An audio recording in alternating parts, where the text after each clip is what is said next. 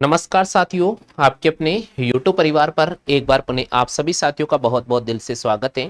जैसा कि आप सभी साथियों को पता होगा, जो भी साथी पीटीटी की तैयारी कर रहे हैं, राजस्थान बीएसटीसी की तैयारी कर रहे हैं, उन समस्त साथियों के लिए हम रेगुलर आपको ऑनलाइन की क्लास उपलब्ध करा रहे हैं। जी हाँ दोस्तों, ये हमारा एक बहुत ही बेहतरीन मॉडल पेपर होगा जिसमें आज हम प्रश्न संख्या 1001 से लेकर इंपॉर्टेंट प्रश्न करेंगे। इस क्लास में हम आपके सामने राजस्थान जी के क्वेश्चन भी लेकर आएंगे और साथ में हम आपके सामने मोस्ट इंपॉर्टेंट जो क्वेश्चन है, रीजनिंग के बहुत ही शानदार क्वेश्चन है, वो भी हम आपके सामने 25 क्वेश्चन लेकर आ रहे हैं। तो वीडियो को अंत तक अवश्य देखें। अगर आपको हमारा चैनल और हमारा पढ़ाने का तरीका पसंद आता है तो बिल्कुल, आप पहले बार चैनल पर जुड़े हैं तो बिल्कुल चैनल को सब्सक्राइब और घंटी वाला बेल आइकन जरूर इंप्रेस कर लीजिएगा। तो चलिए साथियों, शुरू करते हैं अपन क्लास को। मैं अजमेर से शैलेंद्र सिंह रावत आपके अपने परिवार में आप सभी साथियों का बहुत बहुत दिल से स्वागत करता हूं। तो चलिए साथियों, पहला क्वेश्चन आपको स्क्रीन पर नजर आ रहा है। पूरे प्रश्न को आपको ध्यान से पढ़ना है और आपको इस प्रश्न का जवाब देना है। क्वेश्चन नंबर फर्स्ट की मैं बात करता हूं साथियों, तो पहला क्वेश्चन आपको स्क्रीन पे नजर आ रहा है। पूरे प्रश्न को ध्यान से पढ़े भैया, मैं पहले आपको कह रहा हूं कि पूरे प्रश्न को आप ध्यान से पढ़ लीजिएगा। क्वेश्चन नंबर फर्स्ट की बात करते हैं। 1001 प्रश्न है, राजस्थान में विश्व के किस प्राचीनतम भूभाग के अवशेष पाए जाते हैं? राजस्थान के अंदर विश्व के प्राचीनतम किस भाग के भूभाग के अवशेष पाए जाते हैं? चार ऑप्शन आपके सामने। पहला है गोंडवाना लैंड भाग के अवशेष, अंगारा लैंड के अवशेष, तैतीस सागर के अवशेष और एक ऑप्शन दे रखा आपके सामने इनमें से कोई नहीं। तो फटाफट से जवाब दीजिए साथियों, इस प्रश्न का आंसर क्या होगा? 1001 प्रश्न आपके सामने स्क्रीन पे नजर आ रहा है। मैं उम्मीद रखता हूं कि मेरे समस्त साथी इस प्रश्न का बिल्कुल सही जवाब देंगे।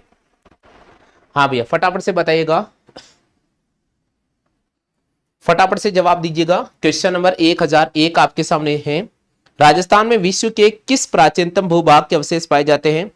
ऑप्शन दे रखा है गोंडवाना लैंड, बी ऑप्शन है अंगारा लैंड, सी ऑप्शन है तैतीस सागर और डी ऑप्शन है आपके सामने इनमें से कोई नहीं।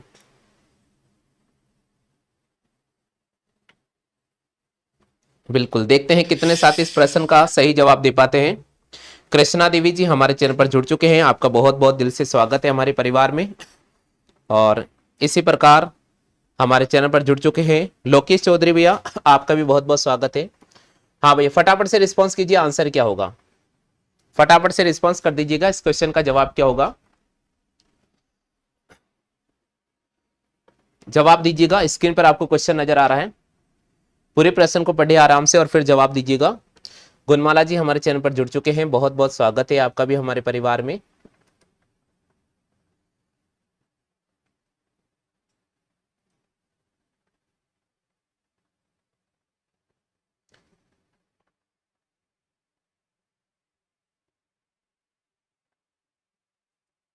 देखिए यहां क्वेश्चन है, उस पूरे क्वेश्चन को आप ध्यान से पढ़ लीजिएगा। हाँ जी, गंगानगर से जुड़े हैं कृष्णा देवी जी, बहुत बहुत स्वागत है आपका। पूरे क्वेश्चन को आप ध्यान से पढ़िएगा और फिर आप जवाब दे दीजिएगा, आंसर क्या होगा। मैंने पहले ही कहा था कि आप जल्दबाजी नहीं करें, आराम से पढ़े, 1 मिनट का समय है। थोड़ा शेयर कर दो क्लास को।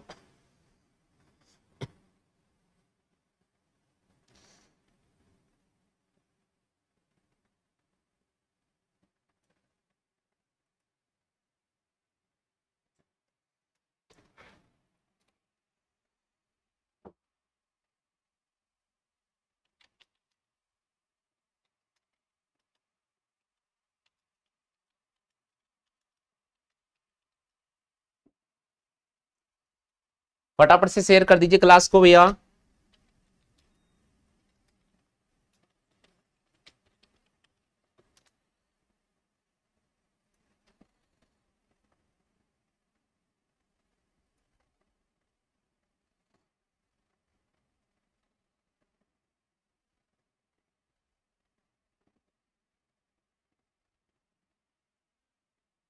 चलिए पहले क्वेश्चन का जवाब मैं आपके सामने देता हूं।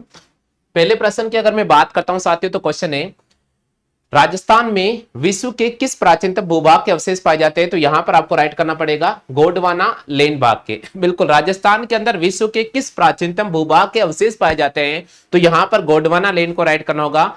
1001 प्रश्न का सही जवाब होगा आपके सामने ए ऑप्शन। बिल्कुल आपके सामने ए ऑप्शन होगा। आप में से कितने साथियों ने ए ऑप्शन किया है? जहां तक मैं देख पा रहा हूं किसी भी साथी ने इस प्रश्न का सही जवाब चयन नहीं किया है।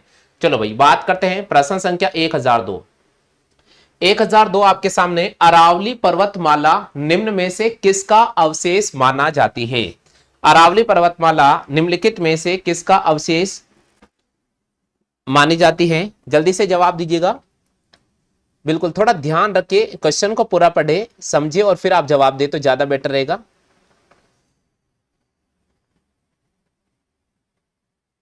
मैंने कहा ना, जब तक आप क्वेश्चन को नहीं पढ़ेंगे आपको आंसर नहीं आएगा।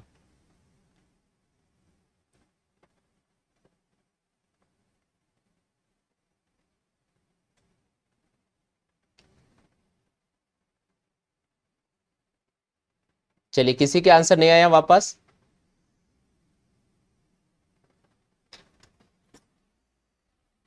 ध्यान से पढ़ो भैया क्वेश्चन को।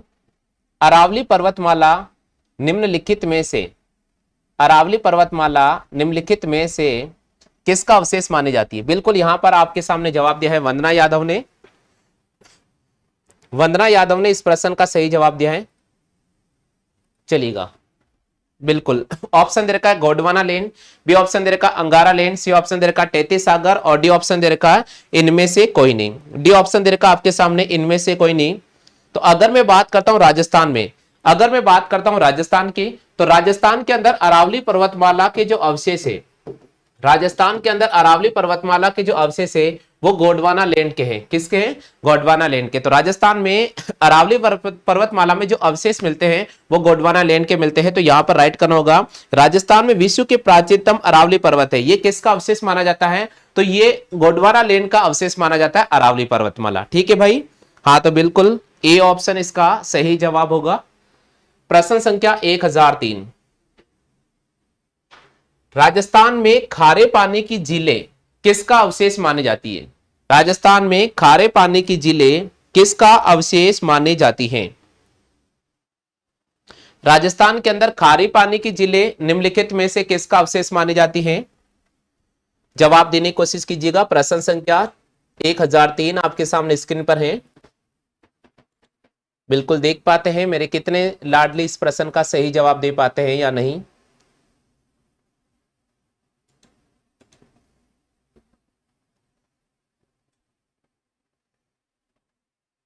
थोड़ा सा स्पीड पकड़ लीजिएगा, स्पीड जब तक नहीं बनेगी, मैं कह रहा हूं आपको समझ में क्वेश्चन नहीं आएगा।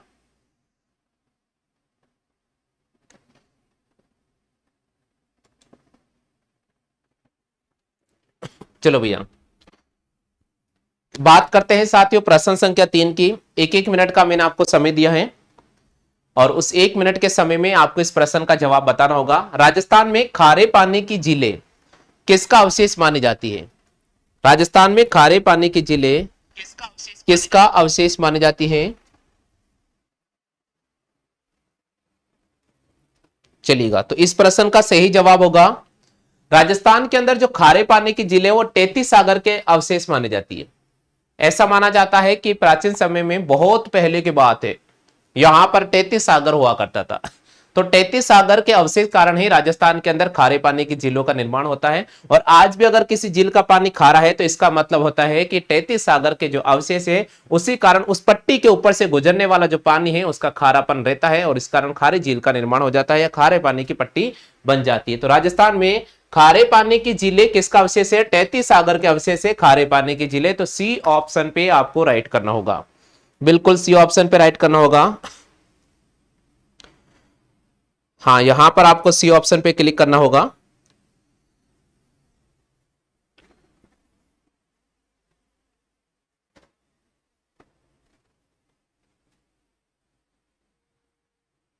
चलिए अगले क्वेश्चन की बात करते हैं। प्रश्न संख्या 1004, राजस्थान के मरुस्थल को किस नाम से जाना जाता है? राजस्थान के अंदर जो मरुस्थल है, पश्चिमी भाग के अंदर राजस्थान के अंदर जो मरुस्थल है, राजस्थान के अंदर मरुस्थल है पश्चिमी क्षेत्र के अंदर।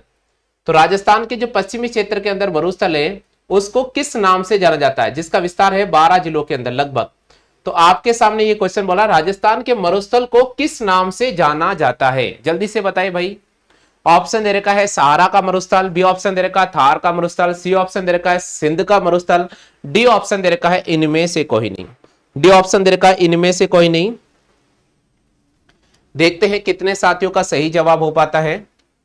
जहां तक मैं देख पा रहा हूं हनुमान भैया ने यहां पर थार को राइट किया है। वंदना यादव यहां पर बी ऑप्शन पे क्लिक कर रहे हैं। गुणमाला जी यहां पर बी ऑप्शन पे क्लिक कर रहे हैं। और इसी प्रकार हमारे चैनल पर जुड़ चुके हैं महेश कुमार यादव, आपका भी बहुत बहुत स्वागत है भैया।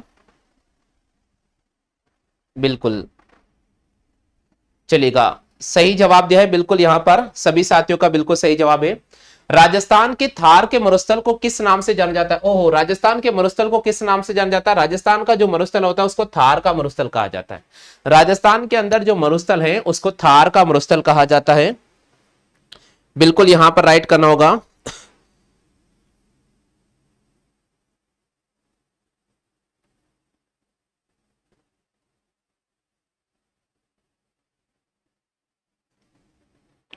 चलिए आगे बढ़ जाते हैं। प्रश्न संख्या 1005, अरावली में पाए जाने वाला दरा है, आप बताइए इनमें से कौन सा दरा है जो अरावली के अंदर पाया जाता है? अरावली के अंदर पाए जाने वाला दरा कौन सा है?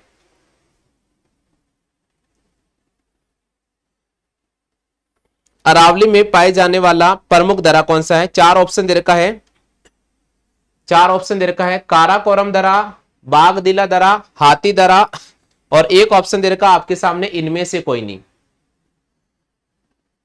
बिल्कुल सही जवाब दिया है। देखो हाथी दरा और देसूरी दरा ये अरावली के अंदर पाया जाता है। हाथी दरा और देसूरी दरा, हाथी दरा और देसूरी दरा, हाथी दरा और देसूरी दरा ये अरावली के अंदर पाए जाने वाले प्रमुख दर हैं। तो यहां पर आपको राइट करना होगा हाथी दरा को। बिल्कुल सी ऑप्शन यहां पर सही जवाब है। जिन साथियों ने सी ऑप्शन चयन किया है बहुत बहुत धन्यवाद। लेकिन फिलहाल जिनके सी ऑप्शन नहीं आया एक बार याद कर लेना भैया। बिल्कुल, प्रश्न संख्या 1006 की बात करते हैं। जलवायु के आधार पर राजस्थान को कितने भागों में बांटा गया है? जलवायु के आधार पर राजस्थान को कितने भौतिक भागों में बांटा गया? ये प्रश्न हमारा ऐसा है कि जलवायु के आधार पर राजस्थान को कितने भौतिक भागों में बांटा गया है? जलवायु के आधार की बात मैं कर रहा हूं। ऑप्शन दे रखा 5, 4, 3, इनमें से कोई नहीं।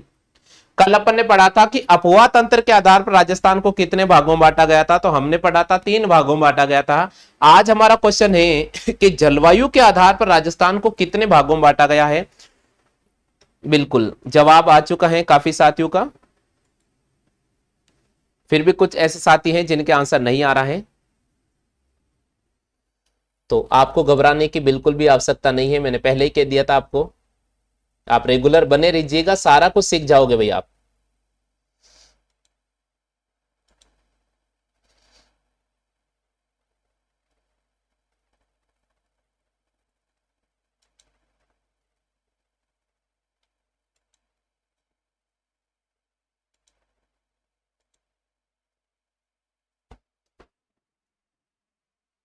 बिल्कुल देखो भैया, यहां पर सही जवाब होगा ए ऑप्शन 5 भागों में।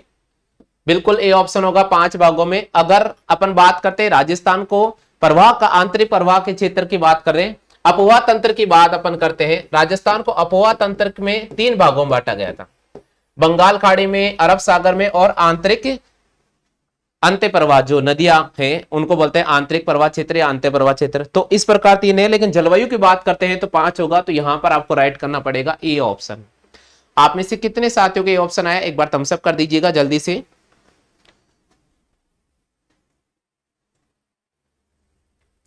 चलो भाई, प्रश्न संख्या 1007, आज का जो सेशन है राजस्थान जीके का, आज का सेशन बहुत इजी रखा मैंने। कल वाला सेशन मैंने टफ रखा था, आज सेशन मैंने इजी रखा है। इजी मैंने इसलिए रखा है कि ताकि आपको यह नहीं लगे कि यार इतने टफ क्वेश्चन भी आते हैं, हाँ इतने आसान क्वेश्चन भी आते हैं। इसलिए आज का जो सेशन है बहुत महत्वपूर्ण है, बहुत इजी दिया है आज तो भाई, सबके राइट होने चाहिए क्वेश्चन, किसी भी साथी के क्वेश्चन रॉन्ग नहीं होने चाहिए। आज का सेशन तो बहुत महत्वपूर्ण होगा भैया। क्वेश्चन दे रखा है, इर्ग किस भौतिक भाग को कहते हैं? पश्चिमी क्षेत्र को, पूर्वी मैदानी क्षेत्र को, दक्षिणी क्षेत्र को या इनमें से कोई नहीं? जवाब दीजिए फटाफट से। इर्ग किस भौतिक भाग को कहते हैं?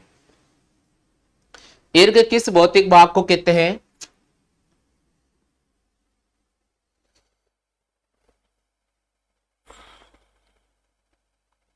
ईर्ग किस भौतिक भाग को कहते हैं?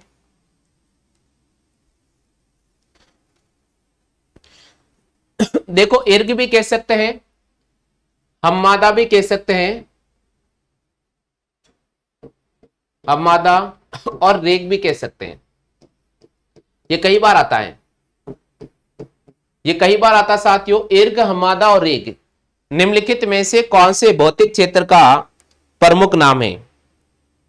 हम्मादा, रेग और किस भौतिक क्षेत्र का प्रमुख नाम है? बिल्कुल यहां पर जवाब दिया है, किसका जवाब आया है, किसी का नहीं आया? देखो मैं आपको बता देता हूं, इर्ग बोले, हमादा बोले या रेग बोले, इर्ग बोले, हमादा बोले या रेग बोले, ये पश्चिमी मरुस्थलीय भाग के नाम है। किसके नाम है? पश्चिमी मरुस्थलीय भाग के नाम है। तो पश्चिमी मरुस्थलीय भाग, पश्चिमी मरुस्थलीय जो भाग है, पश्चिम मरुस्थलीय जो क्षेत्र होता है उसको इर्ग भी कहा जाता है स्थानीय भाषा में, हम्मादा कहा जाता है, रेग कहा जाता है। तो यहां पर अगर ऑप्शन की मैं बात करता हूं तो पहला ऑप्शन दे रखा है पश्चिमी क्षेत्र, दूसरा ऑप्शन दे रखा है पूर्वी मैदानी क्षेत्र, तीसरा ऑप्शन दे रखा है दक्षिणी क्षेत्र, और चौथा ऑप्शन दे रखा है इनमें से कोई नहीं। यहां पर हम पश्चिमी क्षेत्र को राइट करेंगे। पश्चिमी जो मरुस्थलीय क्षेत्र होता है उसको हम इर्ग कहते हैं, हम्मादा भी कहते हैं या रेग कहते हैं। बात क्लियर होगी सभी साथियों की? बिल्कुल चलेगा। आगे बढ़ जाते हैं, प्रश्न संख्या 1008। 1008 की अगर मैं बात करता हूं तो क्वेश्चन है, पश्चिमी मरुस्थलीय भाग में बालू का स्तूप मुक्त प्रदेश को किस नाम से जाना जाता है? ये थोड़ा क्वेश्चन आपको घुमाने का प्रयास किया है यहां पर।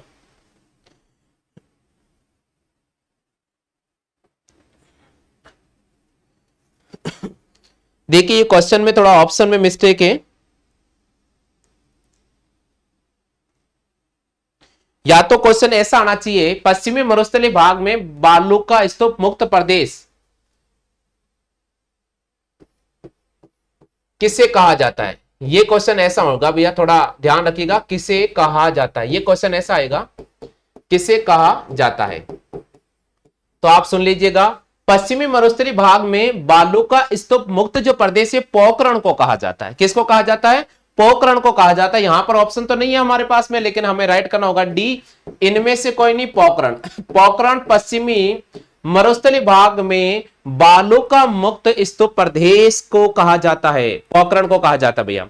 तो पोखरण पश्चिमी मरुस्थलीय भाग में बालू का स्तूप मुक्त प्रदेश है, तो पोखरण यहां पर सही जवाब होगा। पोखरण यहां पर सही जवाब होगा। ऑप्शन में थोड़ा मिस्टेक है और थोड़ा करेक्शन मैंने करवा दिया क्वेश्चन में, चलेगा। अगले प्रश्न की बात करते हैं, 1009। मत्स्य जनपद की राजधानी थी अलवर, ढूंढाड़, विराटनगर और शिवी। मत्स्य जनपद की राजधानी कौन सी थी? जल्दी से जवाब दीजिएगा। मत्स्य जनपद की निम्नलिखित में से कौन सी राजधानी थी? चार ऑप्शन आपके सामने रखा है, अलवर, ढूंढाड़, विराटनगर और एक आपके सामने रखा है शिवी।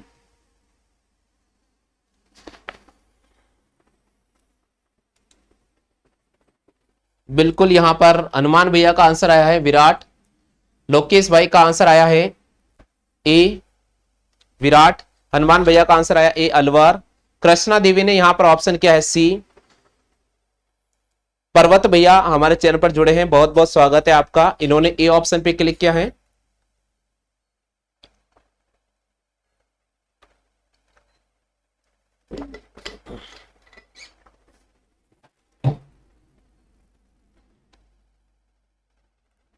उदयपुर से जुड़े हमारे चैनल पर बहुत बहुत स्वागत है। चलिए, हमारा क्वेश्चन क्या होगा, अब इसका जवाब तो आखिरकार आप लोगों ने दे दिया है। देखिए भाई, यहां पर मत्स्य संघ की राजधानी नहीं पूछा है, मत्स्य संघ की राजधानी नहीं पूछा है।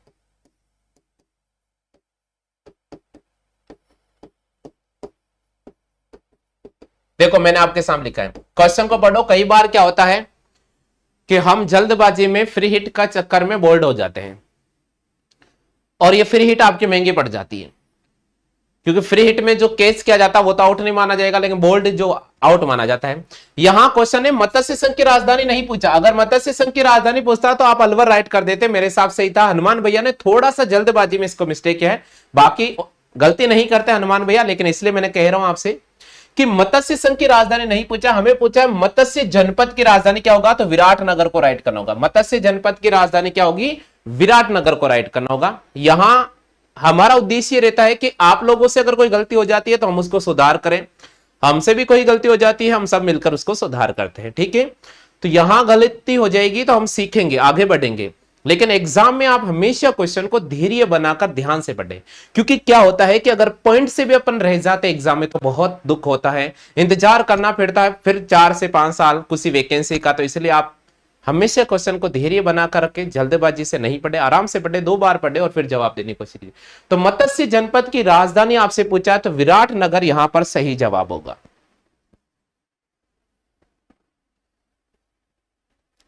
बिल्कुल जवाब दे दिया है यहां पर सभी साथियों ने। चलिए भैया नोट कर लिया सभी ने। अगले क्वेश्चन की बात करते हैं। अगला क्वेश्चन हमारे पास में प्रश्न संख्या 1010, कोटा बूंदी का क्षेत्र को किस नाम से जाना जाता है। कोटा और बूंदी का जो क्षेत्र है उसको किस नाम से जाना जाता है। शेखावटी का क्षेत्र, मालवा प्रदेश के नाम से, वागड़ प्रदेश के नाम से, हाड़ौती के क्षेत्र के नाम से। आप बताइएगा कोटा बूंदी का क्षेत्र निम्नलिखित में से किस नाम से जाना जाता है। कोटा बूंदी का क्षेत्र निम्नलिखित में से किस नाम से जाना जाता है।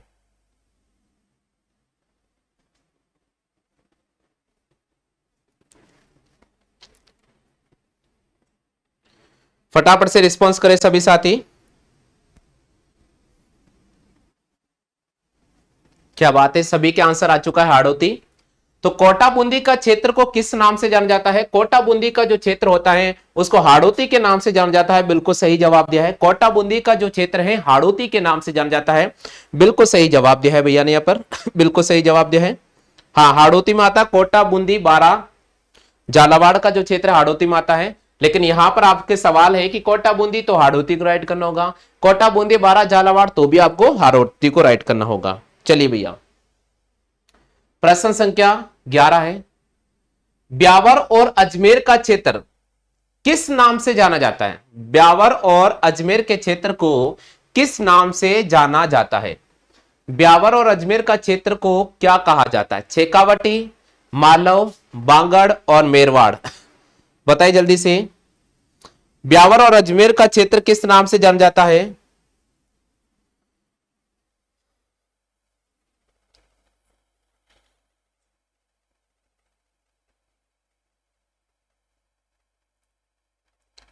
संगीता जी हमारे चैनल पर जुड़े हैं, आपका बहुत बहुत स्वागत है। दीनू कुमार हमारे चैनल पर जुड़े हैं, बहुत बहुत स्वागत है। और रेखा नीनामा आप भी हमारे चैनल पर जुड़े हैं, आपका बहुत बहुत स्वागत है। और इसी प्रकार जो भी साथी अगर चैनल पर जुड़ चुके हैं और अगर उनका नाम नहीं आ रहा है तो किसी प्रकार से नाराजी नहीं रहे। जो साथी कमेंट कर रहे हैं फिलहाल मैं सभी का नाम जहां तक ले रहा हूं। हाँ जी चलेगा। ब्यावर और अजमेर का क्षेत्र मेरवाड़ के नाम से जाना जाता है, तो यहां पर डी ऑप्शन पर राइट करना होगा। ब्यावर और अजमेर का जो क्षेत्र है मेरवाड़ के नाम से जाना जाता है, यहां पर आपको डी ऑप्शन पर राइट करना होगा। बिल्कुल डी ऑप्शन आ रहा है काफी साथियों के। अगले क्वेश्चन की बात करते हैं, प्रश्न संख्या 1012। 1012 कह रहे हैं जयपुर और उसके आसपास का क्षेत्र में कौन सी भाषा प्रमुख रूप से बोली जाती है। जयपुर और उसके आसपास के क्षेत्र की भाषा कौन सी है। जयपुर और उसके आसपास के क्षेत्र में कौन सी भाषा। हाँ लोकेश चौधरी जी कह रहे सर मेरा नाम नहीं आया। लोकेश चौधरी जी हमने क्लास स्टार्ट करते आपका कमेंट आया था तो उसी समय मैंने आपका नाम कमेंट किया था, शायद आपने ध्यान नहीं दिया होगा। बिल्कुल जयपुर और उसके आसपास के क्षेत्र की प्रमुख भाषा कौन सी है, जवाब दीजिएगा। जहां तक मैं देख पा रहा हूं दिनों ने यहां पर 4th ऑप्शन पे क्लिक किया है। कृष्णा देवी जी ने बी ऑप्शन, संगीता यहां पर जवाब दे रहे हैं बी ऑप्शन, और वंदना यादव जी यहां पर बी ऑप्शन पे क्लिक कर रहे हैं। जयपुर और उसके आसपास के क्षेत्र की जो प्रमुख भाषा वो ढूंढाड़ी भाषा है, तो यहां पर बिल्कुल सही जवाब करना होगा। ढूंढाड़ी बोली जाती है। तो जयपुर और उसके आसपास के क्षेत्र की जो प्रमुख रूप से बोली जाने वाली भाषा है वो ढूंढाड़ी भाषा है। तो यहां पर आपको बी ऑप्शन पे ज्यादा राइट करना होगा, क्योंकि वागड़ी नहीं होगी, हाड़ौती नहीं होगी, ढूंढाड़ी को हमें राइट करना होगा। ठीक है भाई, हाँ जी, ढूंढाड़ी आ रहा सभी के, बिल्कुल सही जवाब दिया है। प्रश्न संख्या 1013, महाभारत कालीन जनपद थे। यह प्रश्न थोड़ा इजी भी है और बहुत सुंदर क्वेश्चन भी है। हमारा क्वेश्चन है कि महाभारत कालीन जनपद थे शेखावटी मालव क्षेत्र में, हाड़ौती क्षेत्र में, वागड़ी क्षेत्र में, या सभी। ये थोड़ा क्वेश्चन मैंने कहा कि अटपटा सा है। देखिए यहां क्वेश्चन का ऑप्शन में थोड़ा मिस्टेक है। महाभारत कालीन जनपद थे मत्स्य जनपद, इसका जवाब हो जाएगा मत्स्य जनपद। अभी मैंने आपको पढ़ाया था मत्स्य जनपद, और इसकी राजधानी थी विराट। इसकी राजधानी थी विराटनगर, दूसरी राजधानी उन्होंने बेराट को बनाया था, लेकिन पहली राजधानी थी विराटनगर। तो महाभारत कालीन जनपद थे मत्स्य जनपद। कौन थे? मत्स्य जनपद। तो यहां पर आपको राइट करना होगा मत्स्य जनपद को। ठीक है भैया, हाँ थोड़ा करेक्शन हो गया था क्वेश्चन में। महाभारत कालीन जनपद थे मत्स्य जनपद को यहां पर राइट करना होगा।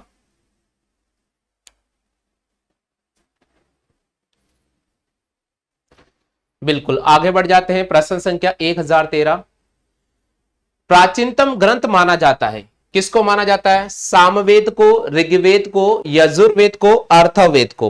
प्राचीनतम ग्रंथ किसको माना जाता है?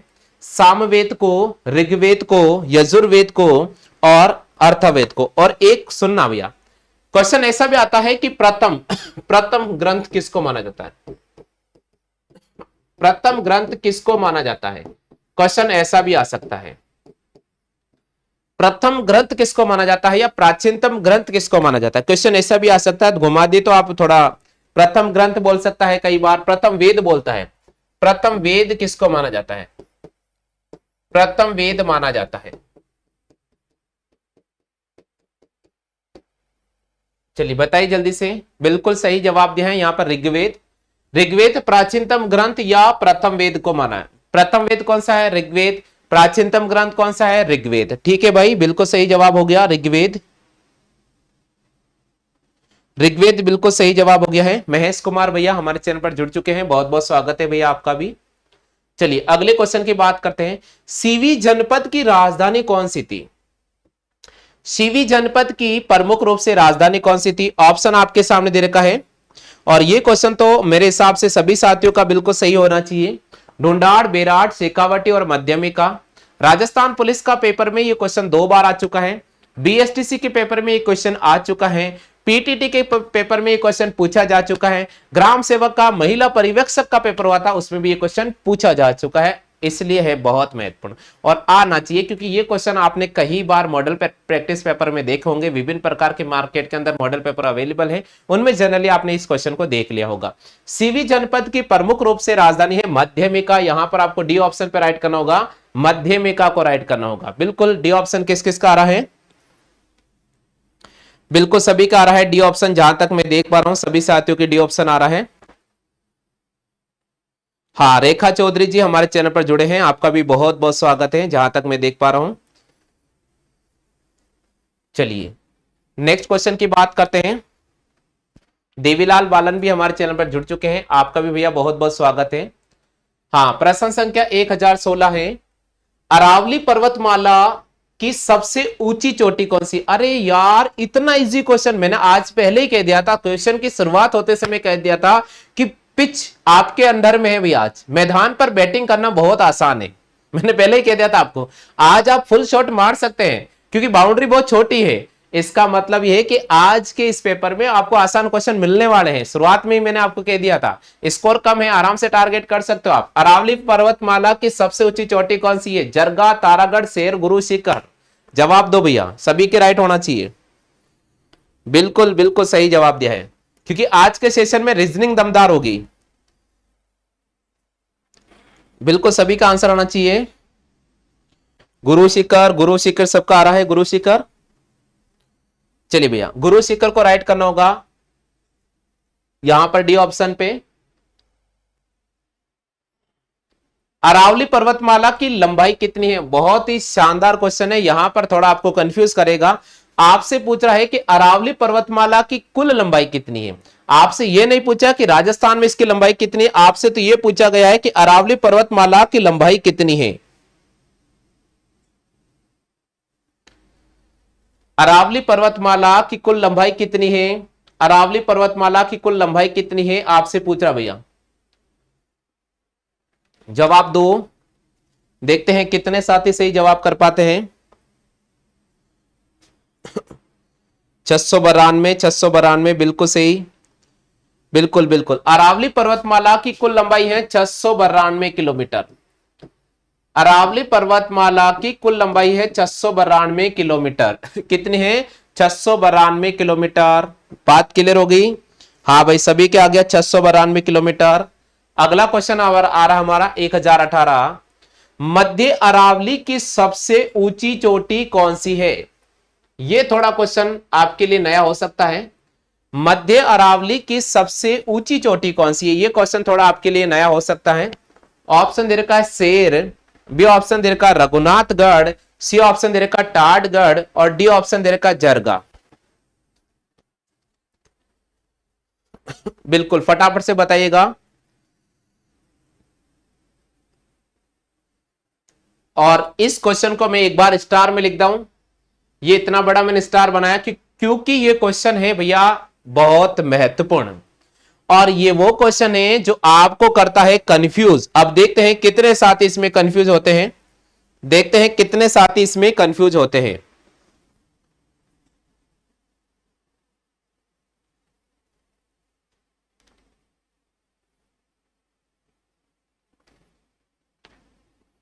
फटाफट से जवाब दीजिए साथियों।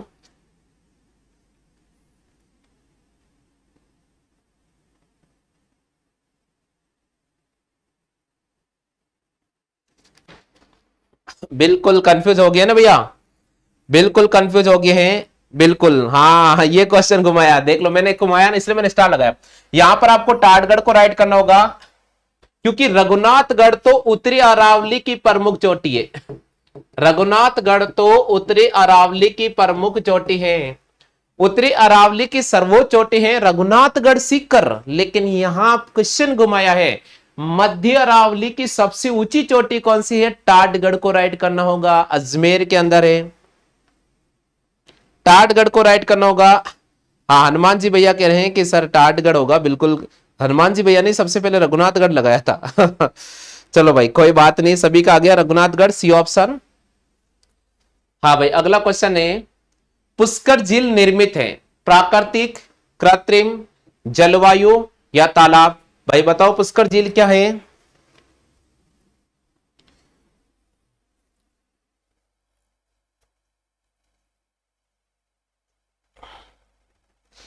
पुष्कर झील कैसी है? प्राकृतिक है, कृत्रिम है, जलवायु है या तालाब है? क्या है पुष्कर झील?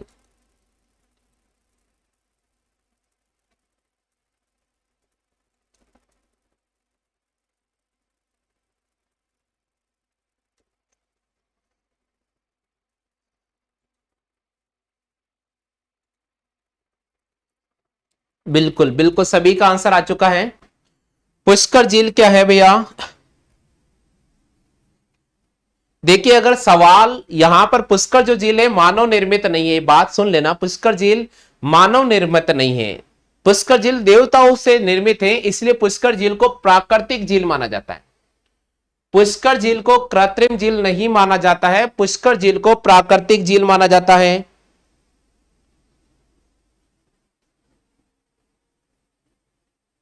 बिल्कुल यहां पर आपको प्राकृतिक को राइट करना होगा। पुष्कर झील एक प्रकार से प्राकृतिक झील है। पुष्कर झील एक प्रकार से प्राकृतिक झील है। ठीक है भैया, प्राकृतिक झील है, कृत्रिम नहीं होगा।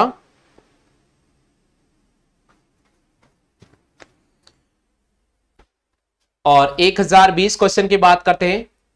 यह क्वेश्चन अभी तक एग्जाम में आया नहीं है। यह क्वेश्चन अभी तक एग्जाम में आया नहीं है क्योंकि शायद या तो एग्जामिनर की नजर इस क्वेश्चन पे गई नहीं है। जिन्होंने पेपर सेट किया अभी तक उनकी नजर इस क्वेश्चन में गई नहीं है। अभी तक इस क्वेश्चन की नजर पड़ी नहीं है, लेकिन हमारी किताब में हमने इस क्वेश्चन को बहुत अच्छे प्रकार से डिजाइन किया और बहुत अच्छी प्रकार से टाइप किया है। तो चलिए देखते हैं कितने साथी इस प्रश्न का सही जवाब देते हैं। और बहुत महत्वपूर्ण क्वेश्चन है और इतना इंपॉर्टेंट क्वेश्चन है कि आने वाली प्रतियोगिता परीक्षा में यह क्वेश्चन स्टार के रूप में आएगा, मैं आपको कह रहा हूं, क्योंकि हमने यहां छापा है तो इसका मतलब वहां छपेगा, ये मान के चलो। बिल्कुल जवाब दीजिए प्रश्न का।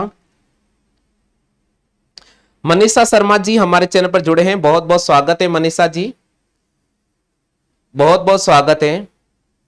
क्वेश्चन आपके सामने कह रखा है, क्वेश्चन बोल रहा है कि अजमेर के किस गांव के गंगा भेरू जी के मंदिर में, अजमेर के किस गांव के गंगा भेरू जी के मंदिर में पाकिस्तान के श्रद्धालु दर्शन के लिए दशहरे पर्व पर आते हैं और अपनी मनोकामनाएं पूर्ण करते हैं? जल्दी से बताइएगा, जल्दी से बताइएगा। ऑप्शन है गनाहेड़ा, बी ऑप्शन है मधारपुरा, सी ऑप्शन है काजीपुरा, डी ऑप्शन है लाडपुरा। देखते हैं कितने साथी इस प्रश्न का सही जवाब देते हैं।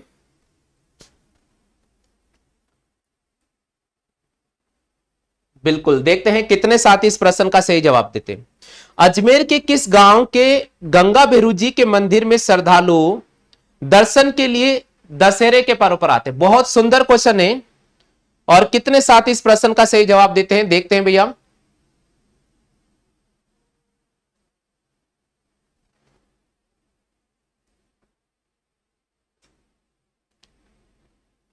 बिल्कुल जहां तक मैं देख पा रहा हूं सभी का सी ऑप्शन है। बिल्कुल भैया, बिल्कुल यहां पर सी ऑप्शन राइट करना होगा, काजीपुरा। बिल्कुल यहां पर सी ऑप्शन को राइट करना होगा, काजीपुरा। सम्राट पृथ्वीराज चौहान की कुल देवी चामुंडा देवी, सम्राट पृथ्वीराज चौहान की कुल देवी चामुंडा देवी जिस पर्वत की तलहटी, जिस पहाड़ी की तलहटी बनाए उसको बोलते हैं बोराज काजीपुरा। बोराज, बोराज काजीपुरा। तो बोराज काजीपुरा की जो पहाड़ी है और उसी बोराज काजीपुरा की जो पहाड़ी है उसकी तलहटी पर बिल्कुल ऊपर की तरफ शिखर पर एक मंदिर बना हुआ है जिसको गंगा भैरव जी कहा जाता है। और ऐसा माना जाता है कि यहां पर दशहरे के पर्व पर पाकिस्तान से श्रद्धालु चलकर आते हैं और अपनी मन्नत पूर्ण मांगते हैं और उनकी मन्नत पूर्ण होती है। ठीक है भैया, चलेगा। अगले क्वेश्चन की बात करते हैं। तो राजस्थान जीके का सेशन हमारा अभी आज कंप्लीट हो गया क्योंकि मैंने बहुत इजी क्वेश्चन दिए थे। क्लास में बने रहिएगा, रीजनिंग के टॉप क्वेश्चन लेकर आता हूं क्योंकि आपको लग रहा है कि रीजनिंग क्लास नहीं हो रही है। तो चलिएगा अपन रीजनिंग के कुछ क्वेश्चन लेकर आते हैं, देखते हैं कौन कौन साथी आज की इस रीजनिंग क्लास में बाजी मारते हैं। चलिए भैया ओपन कर रहा हूं मैं आपके सामने। हाँ भैया, पहला क्वेश्चन आपके सामने आ चुका है रीजनिंग की क्लास का। पहला क्वेश्चन आपके सामने स्क्रीन पर आ चुका है, फटाफट से जवाब दीजिएगा।